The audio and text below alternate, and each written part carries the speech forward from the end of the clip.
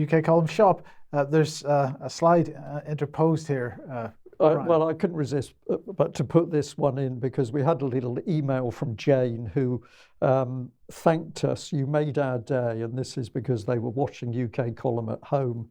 And up came a tweet. I think, Alex, you picked this one up. So this is our viewers responding to the fact that we're picking up material that they're pushing out.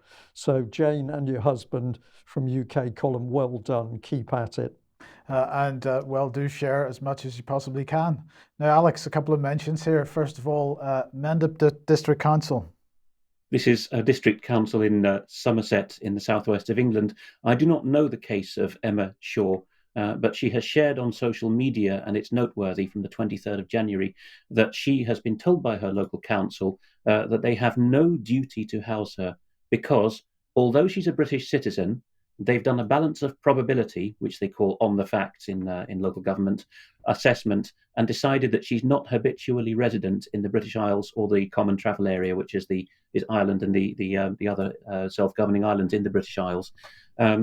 It's odd, isn't it? Because people get to the top of the queue precisely because they've come from outside the British Isles to look for houses if they can claim refugee status.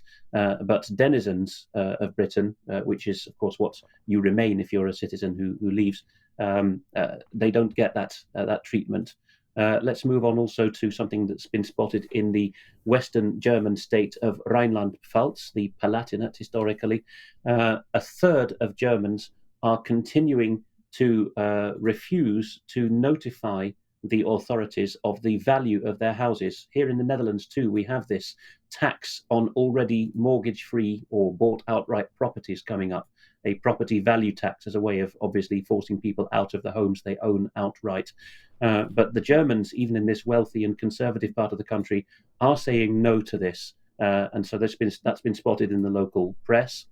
An Australian viewer writes that property duplicate titles in the state of Western Australia will become null and void in August this year. This is part of a trend that we see in England as well. Scotland already has had for centuries a register of properties, a continental style one, but title in common law is being abolished. I suspect the USA will be slower in this regard and many states will hold out. But Australia, within the common law world, often leads the way in statutorily declaring things null and void from the past. All titles in Western Australia will be digital as of August this year, which of course means that with the click of a button, if you're a dissident, somebody who doesn't like you can make your title over to someone else. Alex, just before we move on, could I just ask you a question about that? Is it actually lawful for something which is established in common law to be overridden by statute in this way? No, it's often claimed that that is the case, but obviously not. And if you look at the first principles of common law, I know I'll get people peeved at me for saying that because it's taught in law schools that statutes can override common law, but that's not how our legal system was put together. And nobody waved a flag one day and said, henceforth, statutes override common law for all that it is taught. More on this is that it's going to become very expensive for homeowners. This is more of a Germany and EU issue than it has come to Britain yet. But if you own a badly insulated property, the Germans are much keener on this than Britain at the moment, you're going to have to modernize it, and it may cause you to lose your historic home. That's been reported by Der Spiegel. And if people want to find that, it's on YouTube. It'll be in the show notes on AI Financial. And the title of that video is 7 years until expropriation. EU draft law threatens property owners. Moving on to mentions of what we've got on our website. I trailed this a moment ago. Ian Davis has written a piece for us, which I filed under defence because it is about whether we're at war or not. It follows on from his recent article on sustainable development. He gets into the detail here of how Britain is still very much bound up with Rosatom, the Russian nuclear energy giant, and is intending to fund its green development or facilitate it through that. And that graphic, of course, is British, the British government's own 10-point green recovery plan. It is really a nonsense. Part 2 to follow. An engineer without a background in climatology asks some intelligent questions as well in a piece which is in the comments section towards the bottom of the homepage. This is Keith Mellor. He's asking whether we have got climate and the so-called greenhouse gases, methane and carbon dioxide, back to front. He's looking at it through the lens of water vapor. Quite a complicated article, but he does his best to set it out for lay people as well. So I think that should be shared for discussion. He says several times he's not being categorical, but he's not convinced on the data that these gases act as greenhouse gases. Now, on to an interesting thing which has happened in the last couple of days, in fact, in the world of common law. There has been something of a breakthrough. Many people will know that Neil Oliver on GB News does a Saturday monologue every week. And this time, in fact, he also mentioned the forthcoming coronation of King Charles in May as the reason why he was going to talk about this now, and questioned at some point whether it was possible for Charles to swear the coronation oath while still allied with foreign powers, such as the World Economic Forum. But here he's talking about the place of juries and common law in the legal system. Let's have a couple of minutes play of this. Any government that empowers itself to write legislation and also to impose the punishment for breaching that legislation is a tyranny. Any people that submits to the idea that the government both makes the legislation and enforces it is a people living under a dictatorship. This power, this absolute power of the people, is wielded via the jury. Generations of people in this country have been miseducated into overlooking this power. But the undeniable fact is that every jury has the power to judge the very justice of the law. When a jury hears a trial, even if it's proven beyond doubt that legislation, a law, has been broken, the jury may still set the accused free. Indeed, if trial by jury is being exercised as defined by the Constitution, even one juror finding the accused not guilty must result in a not guilty verdict. If you listen to this and think the power of the jury is awesome, that is because it truly is. And that's why we must never allow any here today and gone tomorrow government to try and persuade us otherwise.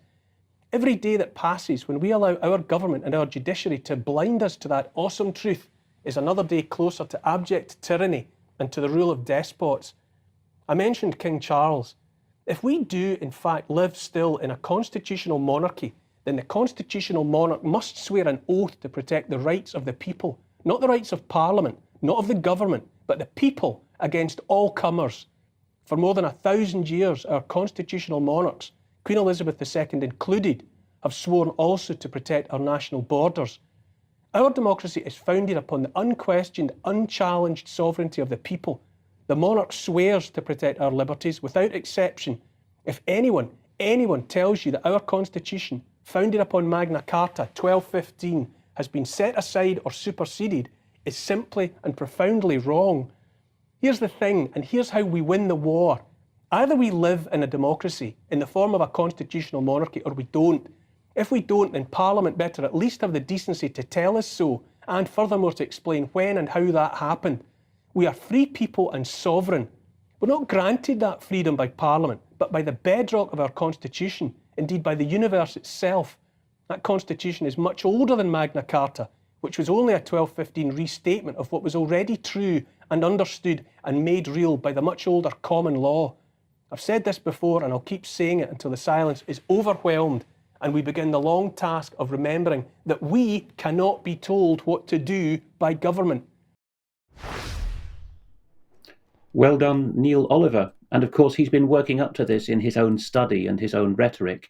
And he's been taking the advice and excellent judgment of William Keyte in this process, who has schooled him in a lot of this material. Without any sense of competition, but just to underline that we've been working towards this as a constitutionalist movement for a long time. And I'm sure Mark will be laughing at us here because we're so far behind the Americans in this regard, but we're getting there, Mark. Let's just have a look at what happened in 2016 when yours truly gave one of the keynote speeches at the British Constitution Group's conference in Winchester. I'm particularly talking here about that time which we could already anticipate when we will be preparing for King Charles's coronation, one of the elements of which, of course, is the popular acclaim of the King, that he is our accepted monarch, not just the legitimate heir and having fulfilled the oaths, but whether we find him a fit and proper person, given what we know of his allegiances and mindset to reign over us. So here's what I said at Winchester in 2016. Her Majesty is not long more for this world. She's 90 years old. Many people want to honour her for the rest of her reign for what some of us think is having put a lot of brakes on what would otherwise have been a lot more evil. Others are deeply disappointed in her, but I think we can all agree that when she's called home, there will be an unmissable opportunity for us not to acclaim her heir and successor, although he be according to law, and although he sign and approve all the oaths, that we say, with the Israelites of old, to your tents, O Israel. That was the cry in Hebrew, la'aholecha, meaning go home. Don't give any legitimacy to this coronation ceremony. I suggest that that's what we do, and that we use the words of the Israelites of old and say that we have no portion nor inheritance in the house of Saxe-Coburg-Gotha. I think that we need national repentance, and I think that we need to throw off that house. And I think we need a second element in the spirit of 1215 and 1648 and 1688, and that is a new peace treaty with whoever the new sovereign will be. And based on the experience of history, because these peace treaties are cumulative and build in the knowledge that we've built up over the centuries of how abuses are perpetrated, I think there needs to be a new element in a new peace treaty before a new sovereign from a new house is appointed to rule us. It's not sufficient anymore to undertake that we're going to be ruled by our laws and customs, because we have seen that international law and royal prerogative have been misused woefully since the enemy got a chance to do so through this treaty-based system. So I suppose, and I propose, that we will need to put in that treaty that juries will be told before every trial that they may and must nullify unconstitutional statutes not in accordance with our common law. I also believe we need term limits. Thank you. So you notice what got the applause of that crowd, didn't it? It was jury nullification that got the applause. Which of course makes people's eyebrows raise sometimes, but jury nullification is the jury doing what it very much did, for example, during the James Stewart tyranny, and refusing a judge's direction to find people guilty that they know did nothing wrong. In the William Penn trial, which is also American heritage, of course, because Penn is the founder of Pennsylvania, one of the the Keystone State, as it's well known to be. This is not wacky stuff. This used to be taught all across the land in schools, and a great amount of interest has flown from this. I won't play a clip of this, but I'll show it on screen. It's William Keyte talking to Richard Vobes, a deservedly quickly growing channel on YouTube, which Richard has entitled "This is Big." That's the name he's given to this interview. Here, Will Keyte, and pardon me, it was him who talked about Charles's allegiances to the WEF. It wasn't Neil Oliver, but people should listen very carefully to this. Will is only making perfectly rational, lawyerly points, though he doesn't claim to be a legal expert as such. He's one who studies as a friend of the common law. He's noticed this, that juries historically have got all the powers that stop abuses. People who've devoted their lives to the study of abuses in courts. Dr. Richard Cordero in the USA, for example, point out judges will throw out evidence as inadmissible in order to find the innocent guilty, and vice versa. Will Keyte says specifically in this interview that it's in his sources, that's also part of the judge's purview, the jury's purview. They are the true judges in the courtroom. Now, we could go on for hours, but we don't have the time. The point is that this is not something that's been done in a corner. That juries have rights, that judges are afraid of them in any common law jurisdiction. In various US states and Ireland, people have been arrested, I would say unlawfully, by police or by court staff for going near a court and saying to people who might be jurors, did you know that you can find people innocent when the judge directs you to find them guilty? The US has a whole association for this, the Fully Informed Juries Association, FIJA, which Will mentioned in that interview. But what I wanted to bring on people onto is this. We have a long history of dealing with these things. People often reproach us for not being up to date and not sharing the latest thing. But we've been on this for a long time. Go to A Dissident's Guide to the Constitution, which you'll find under Series in our menu on ukcolumn.org.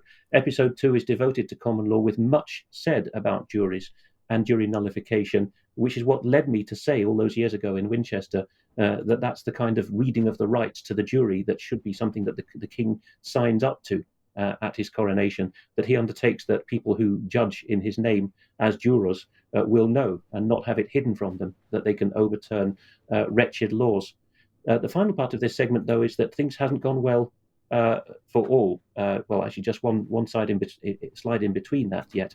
A viewer has asked, has Charles been crowned yet? How can acts receive royal assent? Deep rabbit hole there. Short answer, the coronation is very important for the coronation oath, but the system of government regards him as crowned from the moment of the predecessor's demise. So I'm afraid that you don't have a legal leg to stand on in saying that the crown hasn't been put on Charles's head yet, therefore he's not king. That won't fly. But his coronation oath is absolutely the cornerstone of all legitimacy in government, and reluctantly government departments will admit that in protracted correspondence. So that the Parliament is absolutely not sovereign, just as Will says and just as Neil says.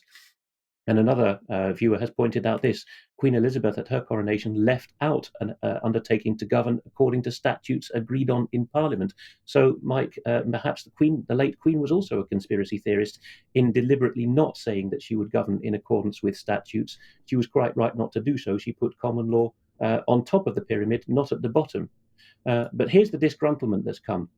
This gentleman, Dr. Matthew Sweet, is a Doctor Who enthusiast who happens to be an Oxford graduate and who happens to have a cushy number as a freelancer for the BBC in its Free Thinking podcast and for The Economist, one of the house journals of the globalist school. And here he is passive-aggressively calling the dogs of Ofcom on Will Keyte and on Neil Oliver and on his broadcasting host, GB News, for what he calls a hoax text of anti-Semitic conspiracy theories. What is his evidence? That Will Keyte came on and circulated so-called Rothschild conspiracy theories. I'll be interested in getting Vanessa on after these couple of slides, because she has also had nasty accusations of anti-Semitism slung at her in the past. So Will Keyte can't come on because he writes for a website where someone mentioned Rothschild. That's interesting, isn't it? Here, says Dr. Sweet, is some stuff from the website in question. David Icke, how naughty, they let David Icke write for them. They quoted Colonel Vladimir Klitschko talking about problems with the COVID narrative, and that allows him to use scare quotes around the phrase constitutional expert when talking about Will Keyte.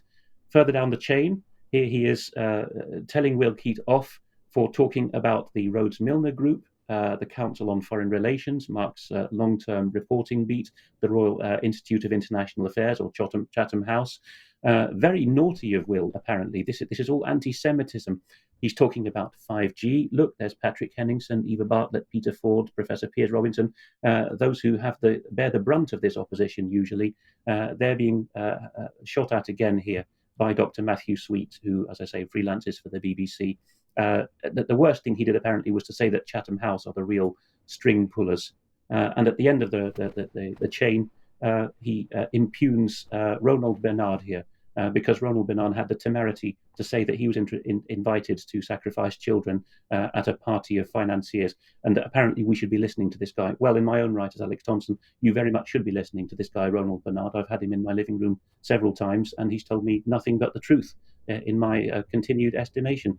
But Vanessa, you often... Vanessa's not here, Alex. Vanessa left us after her segment. I beg your pardon. I wasn't aware that she'd left us. Perhaps we could throw it over to Mark then. Interesting. Yeah, boy, you covered a lot of things there. I would back up a little bit about property rights and titles and juries and nullification.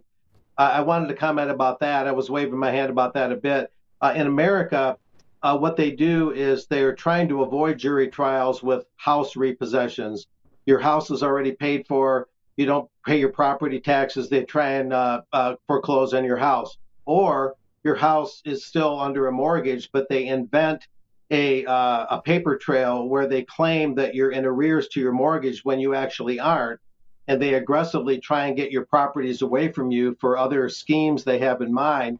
And the judges go towards summary judgment in the courts and try to avoid jury trials altogether.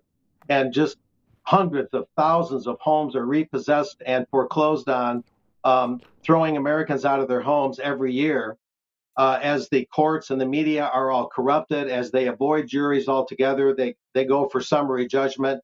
In many ways, they do it unlawfully.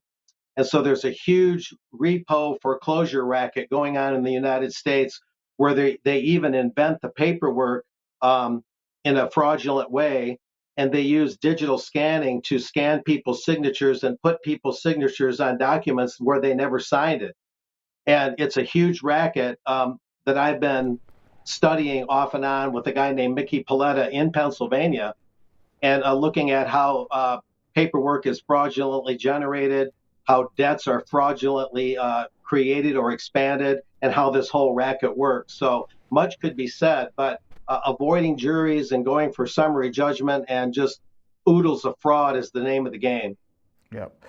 Okay. Look, Alex, we've got to move on, I'm afraid, but thank you very much